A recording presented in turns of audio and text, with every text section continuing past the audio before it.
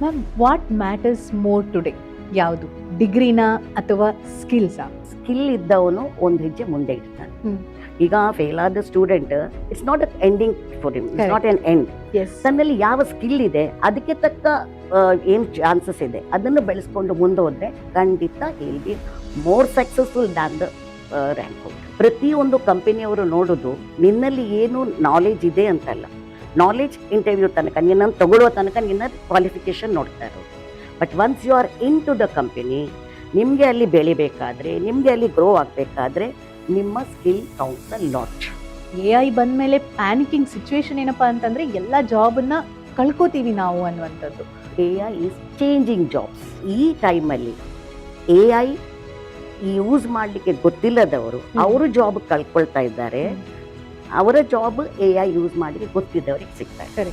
ಯಾವುದೇ AI ಬರಲಿ, human relations replace ಮಾಡಲಿಕ್ಕಾಗಲ್ಲ.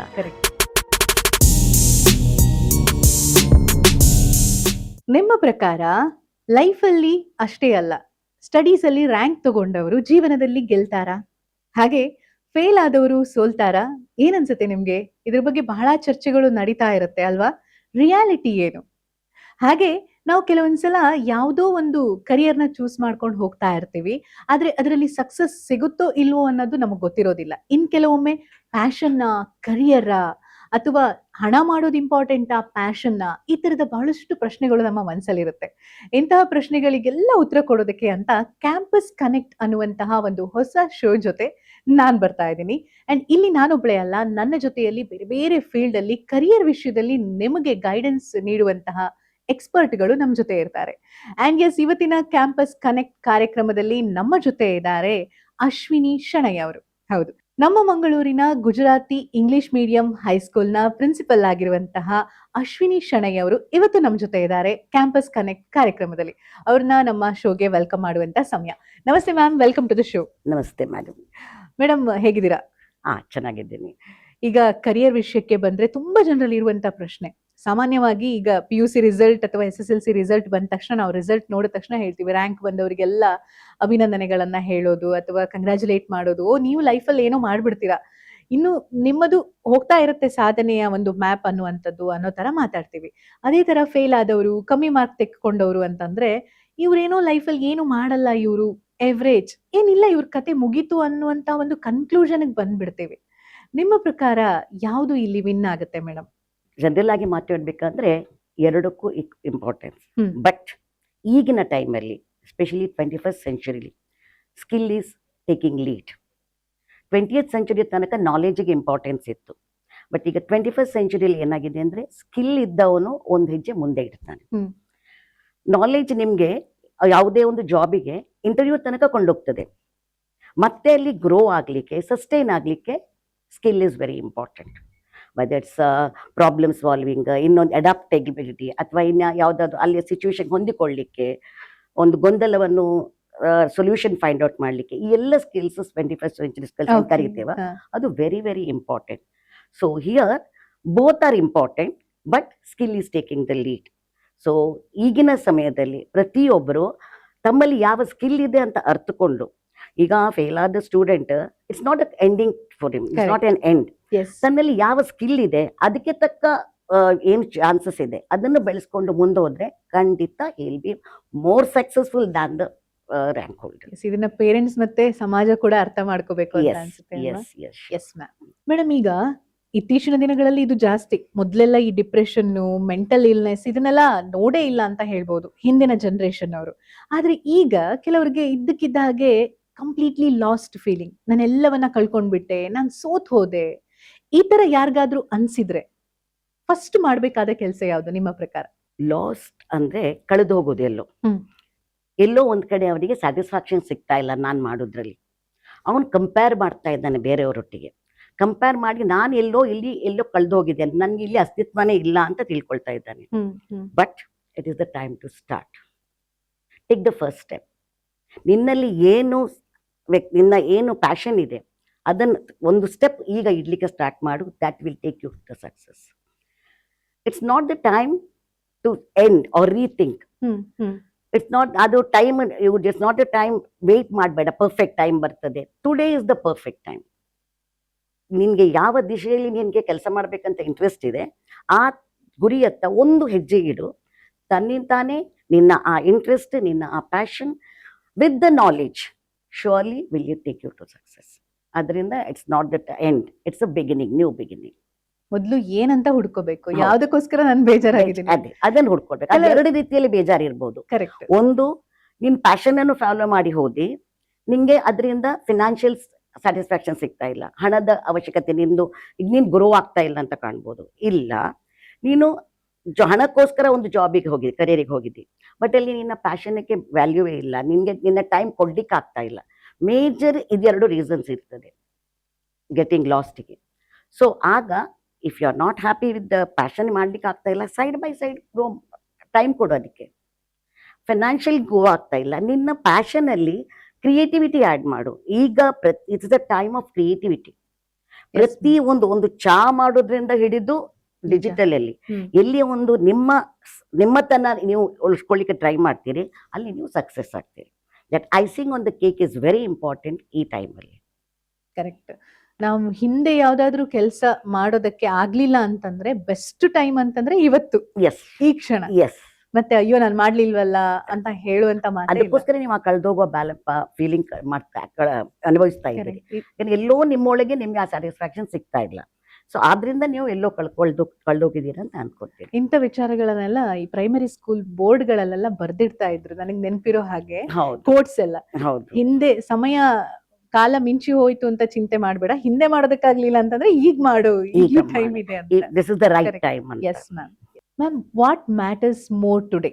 ಯಾವುದು, ಡಿಗ್ರಿನಾ ಅಥವಾ ಸ್ಕಿಲ್ಸಾ?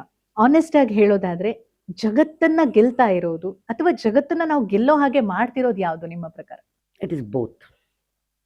ನಾಲೆಡ್ಜ್ ನಿಮ್ಮನ್ನು ಇಟ್ ಗಿವ್ಸ್ ಯು ಕ್ರೆಡಿಬಿಲಿಟಿ.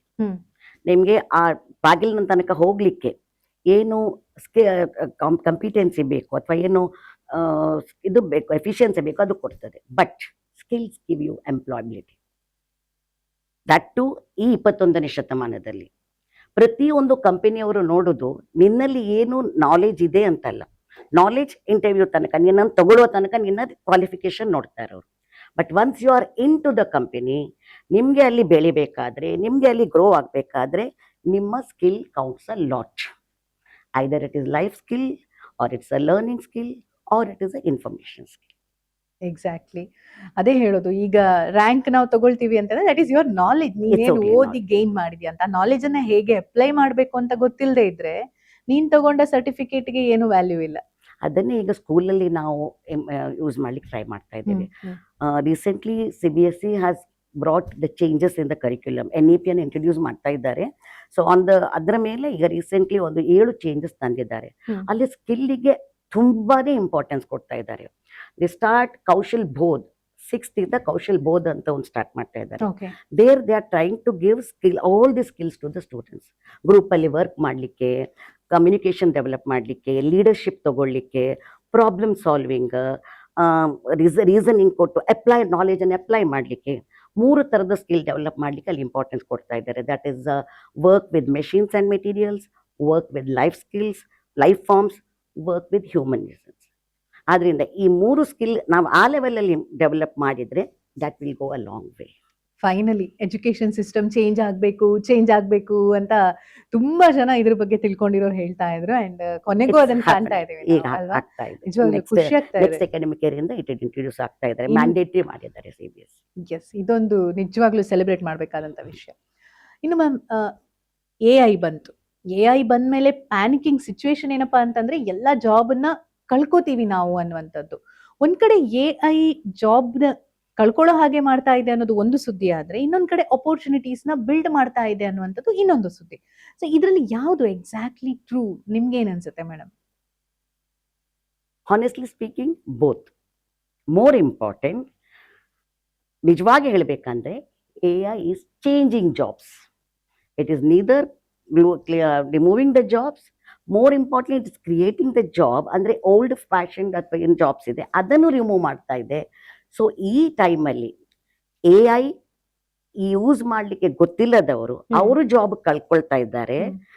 ಅವರ ಜಾಬ್ AI ಯೂಸ್ ಮಾಡಲಿಕ್ಕೆ ಗೊತ್ತಿದ್ದವರಿಗೆ ಸಿಗ್ತಾ ಇದೆ. Correct. So it is not that you are losing the job ನೀವು ಈ ಟೈಮಿಗೆ ನಿಮ್ಮ ಸ್ಕಿಲ್ಲನ್ನು ನೀವು ಈ ಟೆಕ್ನಿಕಲ್ ಸ್ಕಿಲ್ಲನ್ನು ಬೆಳೆಸ್ಕೊಳ್ಳದಿದ್ರೆ you are losing job. Otherwise there are so many jobs coming up. If you are ready for adaptability, if you ready for a change, ನೀವು ಚೇಂಜ್ ಮಾಡಿ ಆಕ್ಸೆಪ್ಟ್ ಮಾಡಲಿಕ್ಕೆ ರೆಡಿ ಇದ್ದೀರಿ, ಟೆಕ್ನಿಕಲ್ ಅನ್ನು ಕಲಿತಾ ಟೈಮ್ ಟು ಟೈಮ್ ಹೊಸ ಹೊಸ ಸ್ಕಿಲ್ಲನ್ನು ಕಲಿತಾ ಇದ್ದೀರಂದ್ರೆ you always have A job. ಮೊದಲು ಹೇಗಿದ್ದಂದ್ರೆ ಟೆಕ್ನಿಷಿಯನ್ ಹಾಗೆಲ್ಲ ಕೋರ್ಸ್ ಇತ್ತು. Correct. ಈಗ ಅದೀಗ ಎಲ್ಲಿಗೆ ಬಂದಿದೆ, AI ಪ್ರಾಂಪ್ಟ್ ಆ ಜಾಬಿಗೆ ಕನ್ವರ್ಟ್ ಆಗಿದೆ. So it's not that completely removing the job, it's creating new job. Old fashion old ಇದ್ದ ಜಾಬ್ಸ್ ಏನಿತ್ತು ಅದು ರಿಮೂವ್ ಆಗ್ತಾ ಇದೆ, replaced by AI. But finally speaking ಯಾವುದೇ AI ಬರಲಿ, ಹ್ಯೂಮನ್ ರಿಲೇಷನ್ಸ್ ಅನ್ನು Replace ರಿಪ್ಲೇಸ್ ಮಾಡೋದಕ್ಕಾಗೋದಿಲ್ಲ. ಮಾಡೋಕ್ಕಾಗಲ್ಲ. Correct. No robot can sing like Lata Mangeshkar. They cannot be other MF Hussain. So emotional touch. ನಾವು ಏನು ಹಾಸ್ಪಿಟಲಲ್ಲಿ ಟ್ರೀಟ್ ಮಾಡ್ತೇವೆ, ರೋಬೋಟ್ ಆಪರೇಷನ್ ಮಾಡಿದ್ರೆ we may not have that. Correct. Robotic operation ಬಂದಿದೆ ಹೌದು, but finally ಆ emotional touch of the nurse or the doctor that counts a lot. So ಆ ಫೀಲ್ಡಲ್ಲಿ AI ಕೆನಾಟ್. ಇದಕ್ಕೊಂದು ಎಕ್ಸಾಂಪಲ್ ಕೊಡೋದಾದ್ರೆ ನೋಡಿ, ಮೊದ್ಲೆಲ್ಲ ಕಂಪ್ಯೂಟರ್ ಬಂದ ತಕ್ಷಣ ಅಯ್ಯೋ ಜಾಬ್ ಹೋಗುತ್ತೆ ಅನ್ನೋದಿತ್ತು. ಬಟ್ ಕಂಪ್ಯೂಟರ್ ಬಂದ ತಕ್ಷಣ ಆ ಕಂಪ್ಯೂಟರ್ ಇಲ್ಲದೆ ಮಾಡ್ತಾ ಇದ್ದಂತ ಮ್ಯಾನ್ಯುವಲಿ ಏನ್ ಮಾಡ್ತಾ ಇದ್ವಿ ಅದೆಲ್ಲ ಹೋಯ್ತು. ಬಟ್ ಟ್ರೈನಿಂಗ್ ತಗೊಂಡು ಮತ್ತೆ ಈಗ ನಾವು ಯೂಸ್ ಮಾಡ್ತಾ ಅದರ ಇರೋ ಜೊತೆಗೆ ರೀತಿಯಲ್ಲಿ- ಹೋಗ್ಬೇಕು ನಾವು. Yes. ಇನ್ನೊಂದು ಹೊಸ ಟೆಕ್ನಾಲಜಿ ಬಂದಿದೆ ಅನ್ನುವಂಥದ್ದು ಕರೆಕ್ಟ್. ಅಂಡ್ ಇನ್ನೊಂದು ನಾನು ಹೇಗಿದ್ರು ಬದುಕ್ತೀನಿ ಅನ್ನುವಂತ ಒಂದು ಸಿದ್ಧಾಂತ Yes. ಇದ್ಬಿಟ್ರೆ ಯಾವ AI ಯಾರನ್ನು Yes, ಏನು yes. ಮಾಡೋದಕ್ಕಾಗೋದಿಲ್ಲ. ಅದನ್ನು ನಾವು ನೆಸೆಸಿಟಿ ಬರುವಾಗ ಆಟೋಮ್ಯಾಟಿಕಲಿ ನಾವು ಅದಕ್ಕೆ ಅಡಾಪ್ಟ್ ಆಗ್ತೇವೆ. ಕರೆಕ್ಟ್. ನಾವು ಕೊರೋನಾ ಟೈಮಿಗೆ ನೋಡಿದ್ದೇವೆ.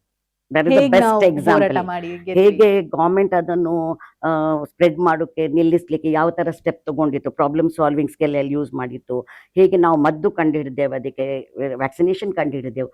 ಸೊ ಸ್ಪಾಂಟೇನಿಯಸ್ ಆ Correct. ಪ್ರಾಬ್ಲಮ್ ಬಂತು, ಅಲ್ಲಿಗೆ ನಾವು ಕಂಡುಹಿಡಿದ್ವಿ. So that is the thing. ನಾವು ನಮ್ಮನ್ನು ಮೇನ್ ಇಲ್ಲಿ ಇರುವುದಂದ್ರೆ ಹೊಸತನಕ್ಕೆ ನಮ್ಮನ್ನು ನಾವು ಅರಗಿಸ್ಕೊಳ್ಬೇಕು. ಸೊ ನಾವೀಗ ರೆಡಿ ಆಗ್ಬೇಕು yes, AI.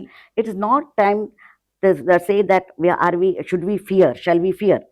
It is the time, are we ready. ಅದನ್ನ ಕೇಳೋ ಪ್ರಶ್ನೆ ಇದೆ. Yes. ಈಗ ಈ ಸ್ಟೂಡೆಂಟ್ಸ್ ಕರಿಯರ್ ಚೂಸ್ ಮಾಡುವಾಗ ಸಾಮಾನ್ಯವಾಗಿ ಮಾಡುವಂತಹ ತಪ್ಪುಗಳು ಯಾವುದು? ಮುಂದೆ ಪಶ್ಚಾತ್ತಾಪ ಪಡ್ತಾರೆ, ಅಯ್ಯೋ ನಾನು ಹಾಗೆ ಮಾಡಬಾರ್ದಾಗಿತ್ತು ಅಂತ.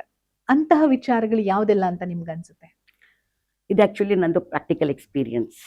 ಯಾಕಂದ್ರೆ ಬೀಯಿಂಗ್ ಹೈಸ್ಕೂಲ್ ಪ್ರಿನ್ಸಿಪಲ್, ಇಲ್ಲಿಂದ ನಮ್ಮ ಹತ್ರ ಏನೋ PUC ಅಲ್ಲಿ ಒಂದೊಂದು ಸ್ಟ್ರೀಮ್ ತಗೊಳ್ತಾರೆ. ತುಂಬಾ ವರ್ಷದ ನಂತರ ಮಾತ್ರ ಬಂದವರಿದ್ದಾರೆ, ಮೇಡಮ್ ನಾನು ಅಲ್ಲಿ ಇದು ತಗೊಳ್ಳಿ.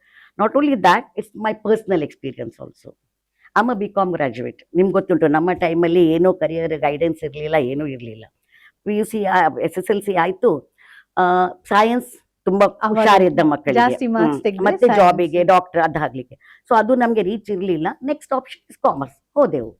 ಬಟ್ ನಂಗೆ ಅಲ್ಲಿಂದಲೂ ನನಗೆ ಟೀಚಿಂಗ್ ಪ್ಯಾಷನ್ ಇತ್ತು, ಬಟ್ ಅದಕ್ಕೆ ಗೈಡ್ ಮಾಡುವರ್ಲಿಲ್ಲ. ಸೊ BCom ಮಾಡಿದೆವು. BCom ಮಾಡಿದ ತುಂಬಾ ವರ್ಷದ ನಂತರ ಎಲ್ಲೋ ಒಂದು ಕಡೆ ಟೀಚಿಂಗ್ ಕಂಟಿನ್ಯೂ ಮಾಡ್ಬೇಕಂತ ಆಯ್ತು. But there was a option that I could right N exam and go for B.Ed. ಮೊದಲೆಲ್ಲ BCom ಆದವ್ರಿಗೆ B.Ed ಮಾಡೋ ಚಾನ್ಸಸ್ ಇರಲಿಲ್ಲ. ಸೊ ಹೀಗೆ ಬರುವಾಗ ನಾವು ಕರಿಯರ್ ಆಪ್ಷನ್ ತಗೊಳ್ಳುವಾಗ ಮೇನ್ ಏನು ಆಲೋಚನೆ ಮಾಡ್ಬೇಕಂದ್ರೆ, don't go with the pressure, peer pressure. Peer pressure ಅಂದ್ರೆ either it may be parents pressure, ತಂದೆ ಡಾಕ್ಟರ್ ಹಾಗೂ ನೀನು ಸಹ ಡಾಕ್ಟರಿಂಗಿಗೆ ಹೋಗು, ಅದು ಪೇರೆಂಟ್ಸ್ ಪ್ರೆಷರ್ ಇರ್ತದೆ. ಪಿಯರ್ ಪ್ರೆಷರ್ ಅಂದ್ರೆ ಹೆಚ್ಚಿನ ಮಕ್ಕಳು, ಅದೇ ನಾವೀಗಾಗಲೇ ಮಾತಾಡಿದಾಗೆ ಅಬೌವ್ 80 ಸೈನ್ಸ್, 60 to 80 ಕಾಮರ್ಸ್, ಆ ಥರ. ಅದರಿಂದ ನಾವು ಈ ಡಿಸಿಷನ್ ಅನ್ನು ತಗೊಳ್ಬಾರ್ದು.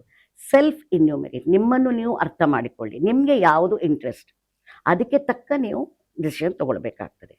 Okay, by mistake you have taken a wrong stream in the PUC. Now the system NEP has given you full freedom. ನೀವು ಸೈನ್ಸ್ನ ಜೊತೆಗೆ ಲಿಟ್ರೇಚರ್ ಅನ್ನು ಕಲಿಬಹುದು, ಆರ್ಟ್ಸ್ನ ಜೊತೆಗೆ ನೀವು ಕುಕಿಂಗ್, ಫುಡ್ ಅಂಡ್ ನ್ಯೂಟ್ರಿಷನ್ ಕಲಿಬಹುದು. So wide option you have. Now is the time to take right. Any time in the life you can change your subjects stream. So ಆದ್ರಿಂದ ಟೇಕ್ ರೈಟ್ ಡಿಸಿಷನ್.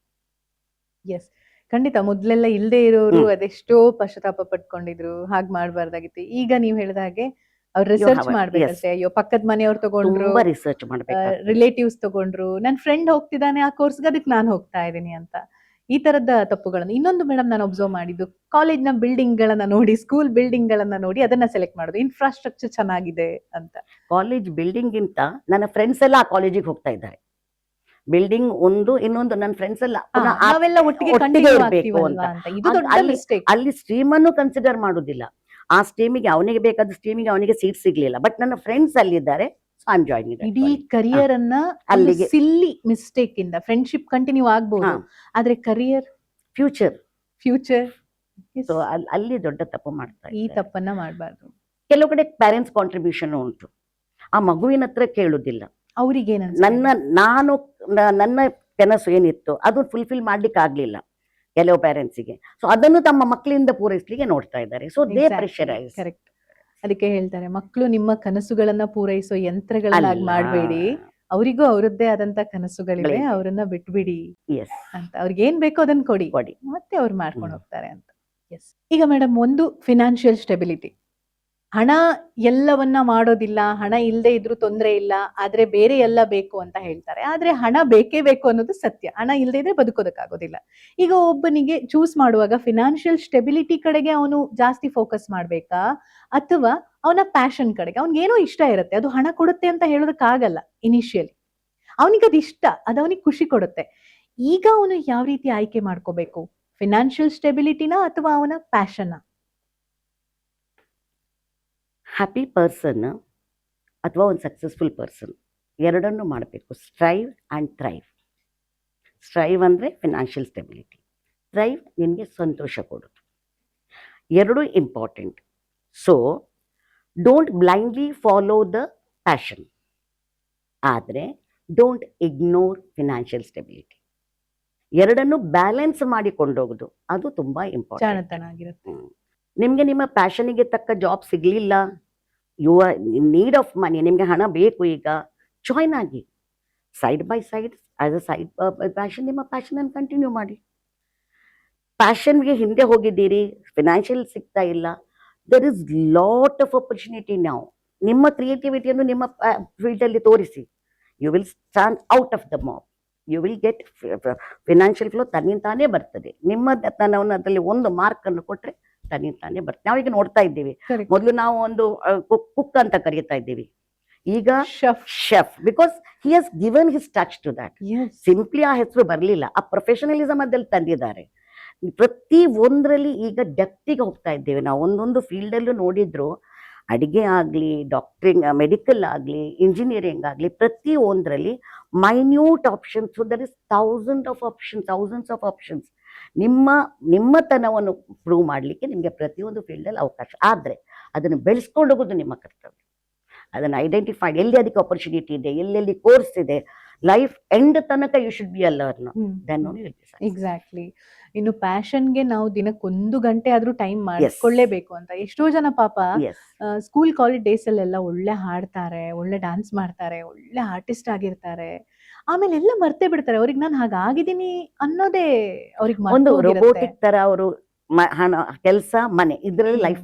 ಹಾಗಾಗಿ ಅವರಿಗೆ ಒಂದು ಟೈಮಲ್ಲಿ last ಅಂತ feel ಬರ್ತದೆ.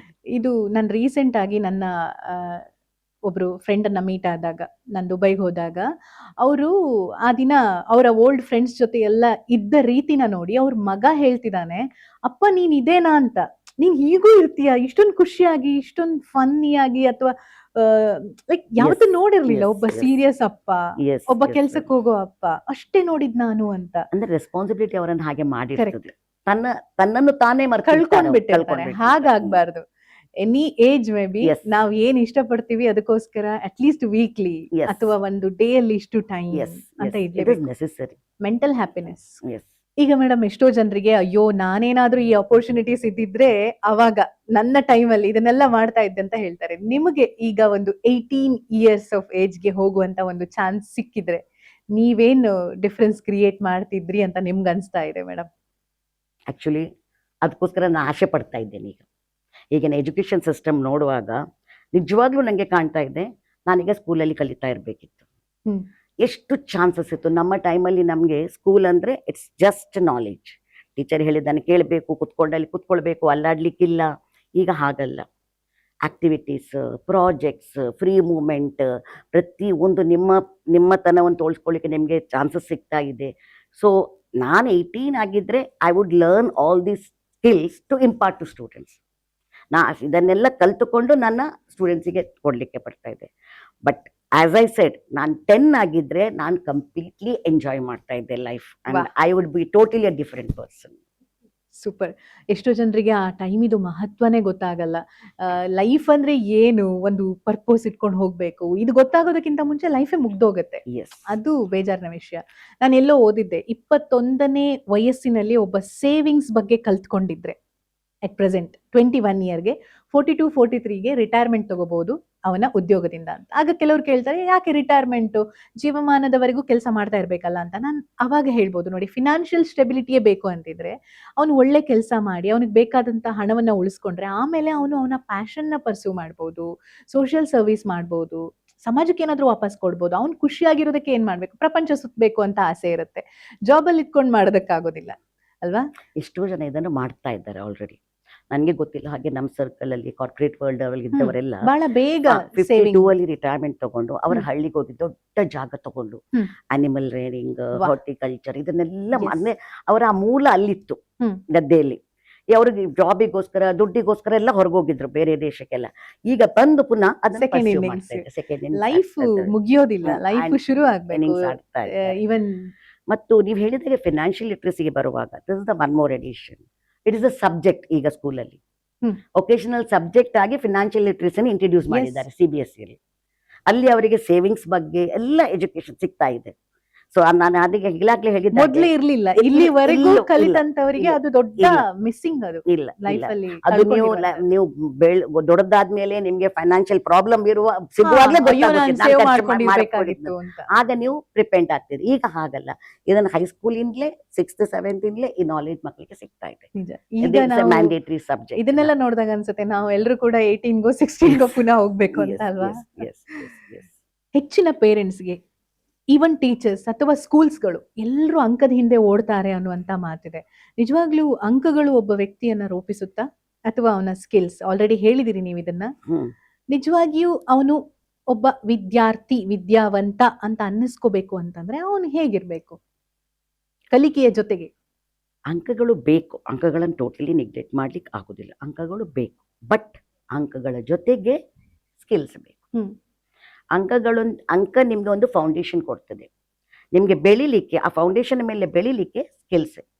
ನೀವು ಖಾಲಿ ಅಂಕ ತಗೊಂಡು ನಿಮ್ಮಲ್ಲಿ ಒಂದು ಇದು ಯಾರನ್ನು ಫೇಸ್ ಮಾಡುವಷ್ಟು ಧೈರ್ಯ ಇಲ್ಲ, ಒಬ್ಬರೊಟ್ಟಿಗೆ ಮಾತಾಡುವ ಸ್ಕಿಲ್ ಗೊತ್ತಿಲ್ಲ, ಕಮ್ಯುನಿಕೇಶನ್ ಸ್ಕಿಲ್ ಇಲ್ಲ, ಒಂದು ಪ್ರಾಬ್ಲಮ್ ಬಂದ್ರೆ ನೀವು ಕೈಕಾಲು ಬಿಟ್ಟು ಕೂತ್ಕೊಳ್ತೀರಿ ಅಂತ ಆದ್ರೆ ಅದನ್ನು ರಿಸಾಲ್ವ್ ಮಾಡ್ಲಿಕ್ಕೆ ಆಗ್ತಾ ಇಲ್ಲ ಅಂತ ಎಜುಕೇಶನ್ ನಾಲೆಜ್ ತಗೊಂಡು ನೀವು ಮುಂದೆ ಹೋಗ್ಲಿಕ್ಕೆ ತುಂಬಾ ಕಷ್ಟ. ಅದರಿಂದ ಕೇವಲ ಅಂಕಗಳಿಂದ ನೀವು ಲೈಫ್ಲಿ ಸಕ್ಸಸ್ ಆಗ್ಲಿಕ್ಕೆ ಆಗುದಿಲ್ಲ. You need the skills. So ಈಗ ಏನ್ ಮಾಡ್ಬೇಕಂದ್ರೆ ಸ್ಪೆಷಲಿ ಪೇರೆಂಟ್ಸ್ ಖಾಲಿ ಕೋಚಿಂಗ್ ಕ್ಲಾಸ್, ಸ್ಕೂಲ್, ಪ್ರತಿ ಎಕ್ಸಾಮಿಗೆ ಎಷ್ಟು ಮಾರ್ಕ್ಸ್ ಸಿಕ್ಕಿದೆ, 98 ಸಿಕ್ಕಿದೆ, 100 ಸಿಗಬೇಕಿತ್ತು, 90 ಸಿಕ್ಕಿದೆ, 95 ಸಿಗಬೇಕಿತ್ತು, ಇಲ್ಲ, ದಟ್ ಡಸಂಟ್ ಮ್ಯಾಟರ್ ಮೋರ್. ಅದಷ್ಟು ಡಿಫ್ರೆನ್ಸ್ ಕ್ರಿಯೇಟ್ ಮಾಡಿ. ಅದಕ್ಕಿಂತ ನಿಮ್ಮ ಮಕ್ಕಳಿಗೆ ಸ್ಕಿಲ್ಸ್ ಕೊಡಿ, ನಿಮ್ಮ ಮಕ್ಕಳಿಗೆ ಹೊರಗೆ ಕಳಿಸಿ, ಫೇಸ್ ಪ್ರಾಬ್ಲಮ್, ಮನುಷ್ಯ ಜೊತೆ ಮಿಂಗಲ್ ಆಡ್ಲಿಕ್ಕೆ ಬಿಡಿ. ಈಗ ಜಗತ್ತಲ್ಲಿ ಏನ್ ಆಗ್ತಾ ಇದೆ, ಏನ್ ಡೆವಲಪ್ಮೆಂಟ್ ಆಗ್ತಾ ಇದೆ, ಅದ್ರ ಜೊತೆಗೆ ನಿಮ್ಮ ಮಕ್ಕಳನ್ನು ಪಾರ್ ಕೊಡಿ. ಅವರಿಗೆ ಮೊಬೈಲ್ ಮುಟ್ಟಬೇಡ, ಅದು ತಪ್ಪು. ಮೊಬೈಲ್ ಮುಟ್ಟಬೇಡ ಅಲ್ಲ, ಕಂಟೆಂಪರರಿ ಟೈಮಲ್ಲಿ ಮಕ್ಕಳಿಗೆ ಮೊಬೈಲ್ ಯೂಸೇಜ್ ಕಲಿಸಿ ಕೊಡ್ಬೇಕು. ಅವರಿಗೆ ಹೇಗೆ ಯೂಸ್ ಮಾಡಬೇಕು, ಹೇಗೆ ನಿನ್ನ ಗ್ರೋತಿಗೆ ಅದನ್ನು ಯೂಸ್ ಮಾಡಿ ಇದನ್ನು ಕಲಿಸಿ ಕೊಡಬೇಕು. ಯಾವುದನ್ನು ಕ್ಲೋಸ್ ಮಾಡಬಾರ್ದು ಡೋರ್. ಓ ಮಗ ಇಡೀ ದಿನ ಡಾನ್ಸ್ ಮಾಡ್ತಾ ಇದ್ದಾನೆ, ಇಲ್ಲ, ಅದ್ರಲ್ಲಿ ಏನೋ ಅವನ ಫ್ಯೂಚರ್ ಉಂಟು. ಸೊ ಎರಡನ್ನು ನಾವು ಎನ್ಕರೇಜ್ ಮಾಡಬೇಕು. ಪೇರೆಂಟ್ಸ್ ಇದನ್ನು ತುಂಬಾ ಅರ್ಥ ಮಾಡ್ಕೊಳ್ಳಿ. ಖಾಲಿ ಮಾರ್ಕ್ಸ್ ನಿಮ್ಗೆ ನಿಮ್ಮ ಮಕ್ಕಳನ್ನು ಯಾವ ಸಕ್ಸಸ್ ಕೊಡುತ್ತಾ ಇಲ್ಲ.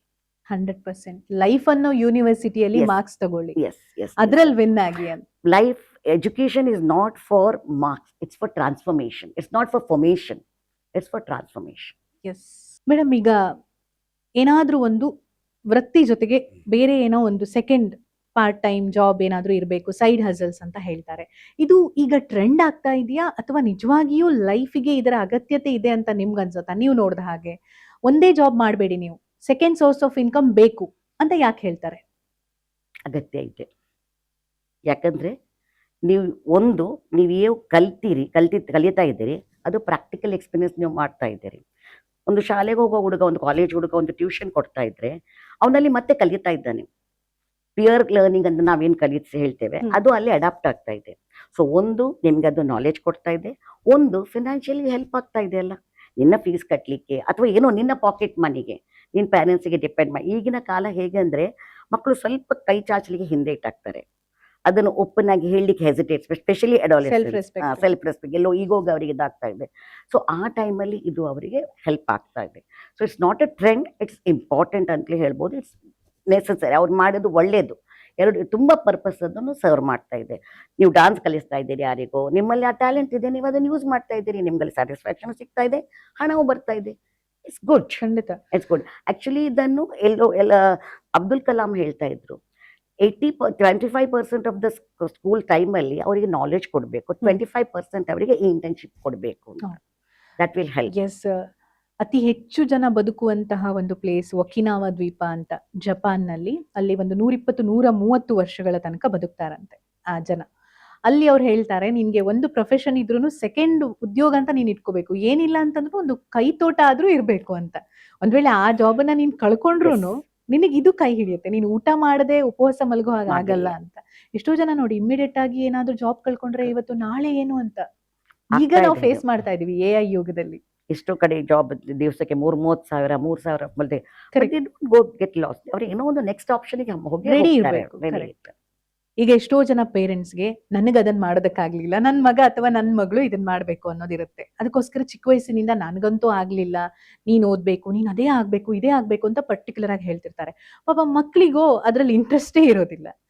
ಆದ್ರೆ ಇದನ್ನ ಬ್ಯಾಲೆನ್ಸ್ ಮಾಡೋದು ಹೇಗೆ? ಯಾಕಂದ್ರೆ ಎಷ್ಟೋ ಮನೆಗಳಲ್ಲಿ ಇದು ಯುದ್ಧವೇ ನಡೆಯುತ್ತೆ ಅಂತ ಹೇಳ್ಬೋದು ಪೇರೆಂಟ್ಸ್ಗೆ. ಎಷ್ಟೋ ತಂದೆ ಮಕ್ಕಳು ಮಾತಾಡೋದಿಲ್ಲ ಅಂತ ಈ ವಿಷಯಕ್ಕೆ, ಮಗ ನಾನು ಹೇಳಿದ್ ಮಾಡ್ಲಿಲ್ಲ, ಮಗಳು ನಾನು ಹೇಳಿದ್ ಮಾಡ್ಲಿಲ್ಲ ಎಜುಕೇಶನ್ ವಿಷಯದಲ್ಲಿ. ಸೊ ಇದನ್ನ ಹೇಗೆ ಸಾಲ್ವ್ ಮಾಡ್ಕೋಬಹುದು ಮ್ಯಾಮ್? ಒಂದು ಫ್ಯಾಮಿಲಿ ಅಂತಂದ್ರೆ ನಿಜವಾಗಿ ಯಾವ ರೀತಿ ಮಾತು ನಿಂತು ಹೋಗೋದು ಅಥವಾ ಈ ಕರಿಯರ್ ವಿಷಯಕ್ಕಾಗಿ ಅವರ ನಡುವೆ ಒಂದು ಗೋಡೆ ಬೆಳೆಯೋದು ಹೀಗೆಲ್ಲ ಆಗ್ಲೇಬಾರ್ದು. ಏನ್ ಮಾಡ್ಬೋದು, ಹೇಗೆ ಹ್ಯಾಂಡಲ್ ಮಾಡ್ಬೋದು? ಇದರಲ್ಲಿ ಇಬ್ಬರ ಪಾತ್ರನೂ ಮುಖ್ಯ ಆಗುತ್ತೆ. ಒಂದು, ಮಗನಲ್ಲಿ ಪೇರೆಂಟ್ಸ್ಗೆ ಕನ್ವಿನ್ಸ್ ಮಾಡೋ ಕೆಪಾಸಿಟಿ ಇರಬೇಕು, ಅಂದ್ರೆ ಕಮ್ಯುನಿಕೇಶನ್. ಡೋರ್ ಕ್ಲೋಸ್ ಮಾಡಬಾರ್ದು, ತಂದೆ ತಾಯಿಗೆ ಕನ್ವಿನ್ಸ್ ಮಾಡುವಷ್ಟು ಅವನಲ್ಲಿ ಇದಿರಬೇಕು. ಪೇರೆಂಟ್ಸ್ ಅಲ್ಲಿ ತುಂಬಾ ಪೇರೆಂಟ್ಸ್ ತುಂಬ ಚೇಂಜ್ ಆಗಬೇಕು. ನಮ್ಮ ಟೈಮ್ ಅಲ್ಲ ಈಗ. ಪ್ರತಿಯೊಂದು ಮಗುವಿಗೂ ತನ್ನ ಅಂತ ಒಂದು ಉಂಟು, ತನ್ನದೇ ಆದ ಆಶಯ ಉಂಟು. ಆದ್ದರಿಂದ ನಿಮ್ಮ ಕನಸನ್ನು ಅವನಲ್ಲಿ ಪೂರ್ಣ ಮಾಡಲಿಕ್ಕೆ ನೋಡಬೇಡಿ. ಅವನಿಗೆ ಅವನ ಸ್ವಾತಂತ್ರ್ಯವನ್ನು ಬಿಟ್ಟು ಕೊಡಿ. ಅವನಲ್ಲಿ ಏನೋ ಒಂದು ನಾನು ಆಗಬೇಕು ಲೈಫಲ್ಲಿ ಅಂತ ಇದೆ, ಅದಕ್ಕೆ ಆಪರ್ಚುನಿಟಿ ಕೊಟ್ಟು ಬಿಡಬೇಕು. It's shouldn't be a conflict, it should be a communication and resolution. ಒಟ್ಟು ಕೂತ್ಕೊಂಡು ಮಾತಾಡಬೇಕು. ಪೇರೆಂಟ್ಸ್ ಅರ್ಥ ಮಾಡ್ಕೊಳ್ಬೇಕು. ಮೊದಲೆಲ್ಲ ನಮಗೆ ಒಂದು ಸೈನ್ಸ್ ಕಲಿತೆ ಇಂಜಿನಿಯರಿಂಗ್ ಮಾತ್ರ ಇತ್ತು.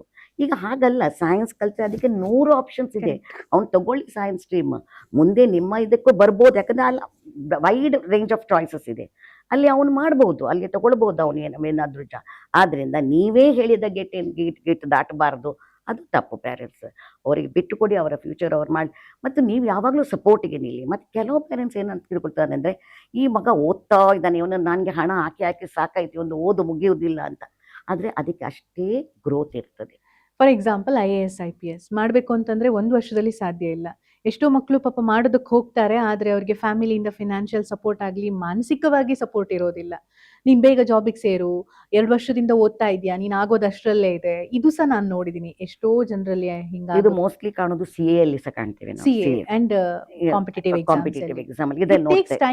ಇಟ್ ಟೇಕ್ಸ್ ಮಿನಿಮಮ್ 2-3 ನಿಜವಾಗ್ಲೂ ಅದೊಂದು ತಪಸ್ಸಿದ್ದ ಹಾಗೆ. ಎಷ್ಟೋ ಜನ 8-10 ವರ್ಷ ತಗೊಂಡು ಸಕ್ಸಸ್ ಆದವರು ಕೂಡ ಇದ್ದಾರೆ. ಆಗ ಏನ್ ಮಾಡ್ಬೋದಾದ್ರೆ, take a side hustle. Exactly. ಮತ್ತೆ ನಿಮ್ಮ ಇದನ್ನು ಪರ್ಸ್ಯೂ ಮಾಡಿ, ಬಿಟ್ಟು ಕೊಡ್ಬೇಡಿ. ಮಕ್ಕಳು ಇದನ್ನ ಅರ್ಥ ಮಾಡ್ತಾರೆ. ಆಗ ನಿಮ್ಗೂ ಪೇರೆಂಟ್ಸ್ ಮೇಲೆ ಸಹ ಬರ್ಡನ್ ಆಗೋ ಹಾಗೆ ಮಾಡಬಾರ್ದು. ಅಟ್ ದ ಸೇಮ್ ಟೈಮ್ ಅವರು ಕರಿಯರ್ ನ ಬಿಟ್ಟು ಸಹ ಹೋಗಬಾರ್ದು. ಎರಡನ್ನೂ ಕಂಟಿನ್ಯೂ ಮಾಡ್ಬೋದು, ಬ್ಯಾಲೆನ್ಸ್ ಮಾಡ್ಬೋದು. ಎಷ್ಟೊಂದು ವಿಚಾರಗಳ ಬಗ್ಗೆ ಮಾತಾಡಿದ್ವಿ ಮೇಡಮ್. ಬಹುಶಃ ಇಲ್ಲಿ ಓವರ್ ಆಲ್ ಹೇಳೋದಾದ್ರೆ, ಪ್ರಾಣಿ ಪಕ್ಷಿಗಳು ಮಕ್ಕಳನ್ನ ಹೇಗೆ ಬಿಟ್ಬಿಡ್ತವೆ, ಒಂದಿಷ್ಟು ಟೈಮ್ ಕೇರ್ ಮಾಡ್ತಾರೆ, ಆಮೇಲೆ ನೀವೇನ್ ಮಾಡ್ತಿರೋ ಅಂತ ಬಿಟ್ಬಿಡ್ತಾರೆ. ಬಹುಶಃ ಮನುಷ್ಯನಲ್ಲೂ ಕೂಡ ಹಾಗೆ, ಅವ್ರಿಗೆ ಏನ್ ಬೇಕೋ ಅದೆಲ್ಲ ಮಾಡ್ಬಿಟ್ಟು ಎಸ್ ನಿಮ್ ಜೊತೆ ನಾವಿದ್ದೇವೆ ಎಬಿಲಿಟಿ ಕೊಟ್ಟು, ನಿಮ್ ಜೊತೆ ಹಿಂದೆ ಯಾವುದೇ ಟೈಮಿಗೆ ನಾವಿದ್ದೇವೆ ಅಂತ ಒಂದು ಮಾತು ಬಿಟ್ಟು ಬಿಡಿ.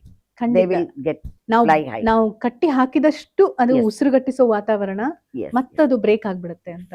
ಎಷ್ಟೊಂದು ವಿಚಾರಗಳ ಬಗ್ಗೆ ಮಾತಾಡಿದ್ವಿ. ಬಹುಶಃ ಒಂದು ಕಂಪಲ್ಷನ್ ಅಲ್ಲ, ಕನೆಕ್ಷನ್ ಇಟ್ಕೊಳ್ಳಿ. 100%. ಇವತ್ತು ಕ್ಯಾಂಪಸ್ ಕನೆಕ್ಟ್ ಪ್ರೋಗ್ರಾಮ್ ಅಲ್ಲಿ ಇದನ್ನ ಕೇಳಿದ್ರೆ ಎಷ್ಟೋ ಜನ ಪೇರೆಂಟ್ಸ್ಗೆ ಅಂಡ್ ಮಕ್ಕಳಿಗೆ ಅವರ ಕರಿಯರ್ ಅಲ್ಲಿ ಒಂದಿಷ್ಟು ಬದಲಾವಣೆಗಳಂತೂ ಖಂಡಿತ ಆಗುತ್ತೆ ಅಂತ ಅನ್ಕೊಂಡಿದೀನಿ. ಒಂದು ಎಷ್ಟು ವರ್ಷಗಳ ಅನುಭವ ಇರಬಹುದು ಮೇಡಮ್? 35 more than 25 years.